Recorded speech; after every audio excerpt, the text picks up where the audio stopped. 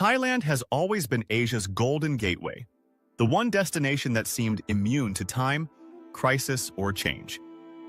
But in 2025, the cracks are finally showing, and they run deeper than anyone expected.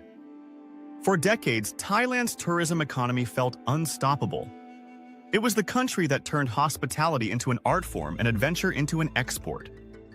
But beneath the glow of temples and the neon of nightlife, a silent dependency was forming, one that would eventually become its greatest weakness.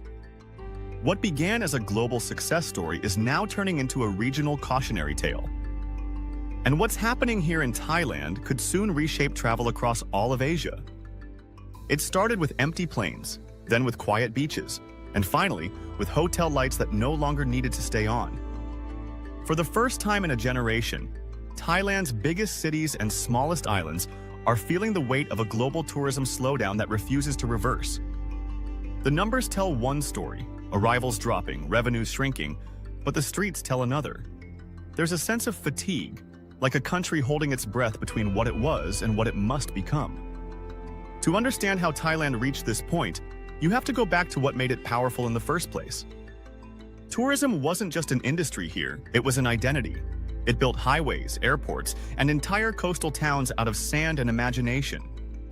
It gave Thailand influence far beyond its borders, soft power earned through smiles, culture, and open arms.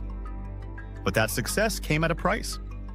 Over time, tourism stopped being a boost and started becoming a dependence. When the world slowed down, Thailand didn't just lose visitors. It lost the rhythm that kept its heart beating. The early warning signs were ignored. Rising prices, saturated cities, unbalanced policies, each small shift chipped away at the foundation.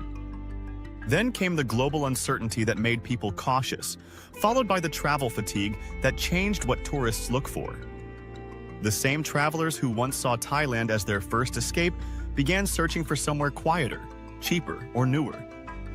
Places like Vietnam, Indonesia, and Cambodia began offering similar warmth with fresher allure.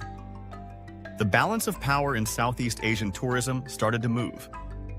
But Thailand's deeper challenge isn't competition, it's complacency. When a country builds its success on being everyone's favorite, it risks being no one's priority. Bangkok, Phuket, and Pattaya still shine, but their gloss now hides the anxiety of an industry waiting for a miracle. Hotel owners talk about soft seasons that never end. Taxi drivers wait hours for a single fare. Beach vendors stare out at waves that once carried opportunity. Even the luxury sector isn't immune. High-end resorts are cutting prices just to maintain occupancy, eroding the exclusivity they once sold with pride. Thailand's strength used to be its balance, affordability with elegance, accessibility with mystery. But in the race to grow, that balance tipped too far. The country began chasing volume instead of value. And once you sell paradise at a discount, it's hard to raise the price again. The Western traveler notices it first. The same street that once felt exotic now feels commercial.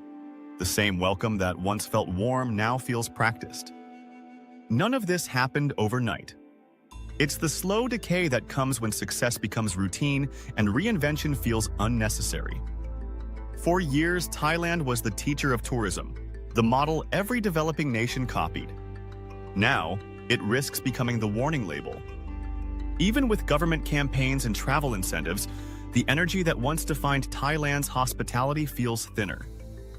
You can still find beauty here, in the islands, the food, the smiles, but the country's confidence has changed. In 2025, the question isn't, when will tourists return? It's, will they return for the same reasons at all? Because travelers today aren't just seeking beaches and bargains. They're searching for meaning, safety, and authenticity.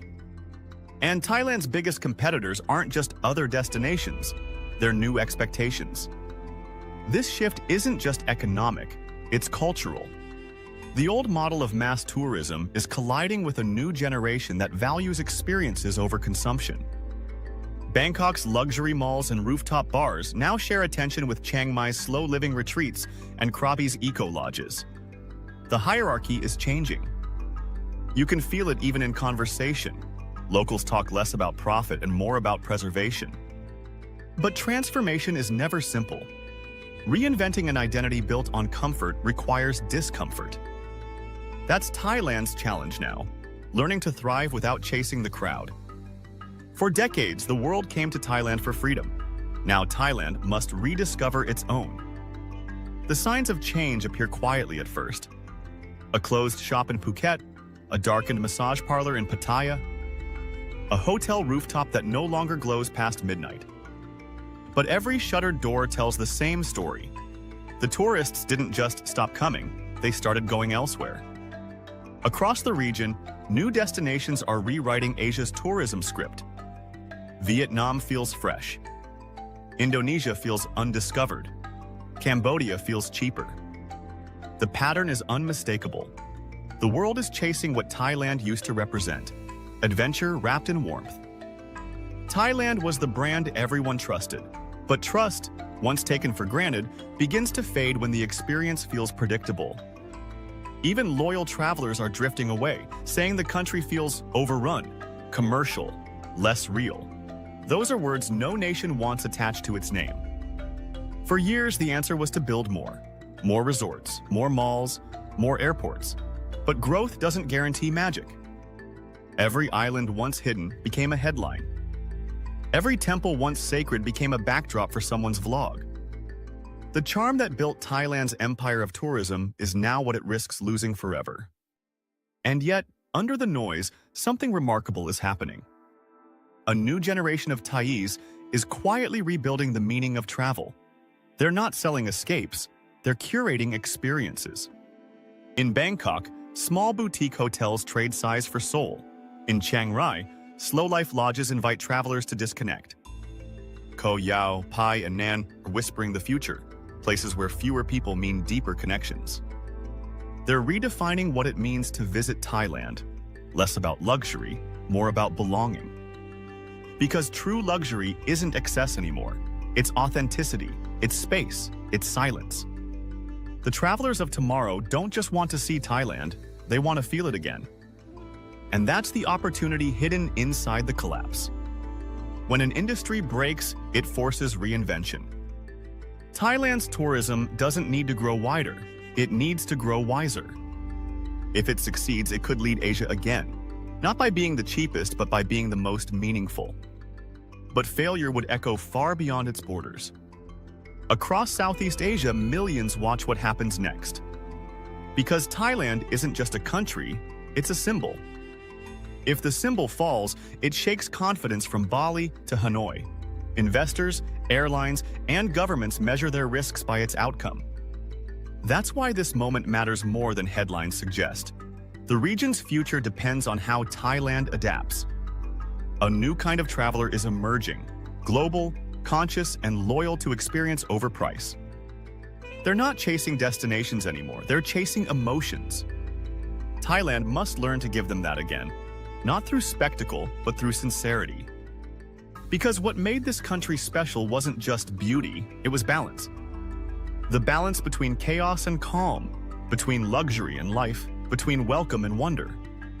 When you walked its streets, you didn't just visit, you felt seen. That feeling built an empire of return visitors that money alone can't buy. To bring them back, Thailand must rediscover that human heartbeat. It has to stop selling escape and start selling understanding. The same energy that made it Asia's playground can make it Asia's teacher, if it dares to evolve. Change isn't failure, it's evolution under pressure. Just as coral reefs regrow after storms, so too can tourism rebuild from silence. The fall of 2025 may one day be remembered not as a collapse, but as a cleansing. The world doesn't need another postcard, it needs perspective. And Thailand, for all its bruises, still holds the perspective Asia can learn from. It's the reminder that beauty must be earned, not consumed, that culture must be lived, not sold. The beaches will fill again, the plains will return, but the question is, what version of Thailand will they find when they do? Because if the country listens, adapts, and simplifies, it can lead again, not through numbers, but through nuance. It can become the example of sustainable recovery that turns a fall into a foundation. For travelers, that means a deeper reward.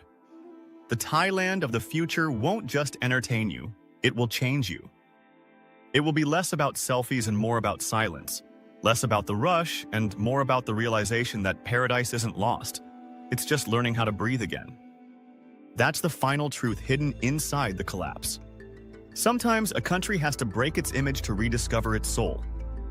And when Thailand finds that balance once more, the rest of Asia will follow. Because this has never been just about tourism. It's about identity, resilience, and what happens when beauty stops trying to impress and starts trying to heal. The collapse was never the end. It was the invitation to begin again, on purpose this time.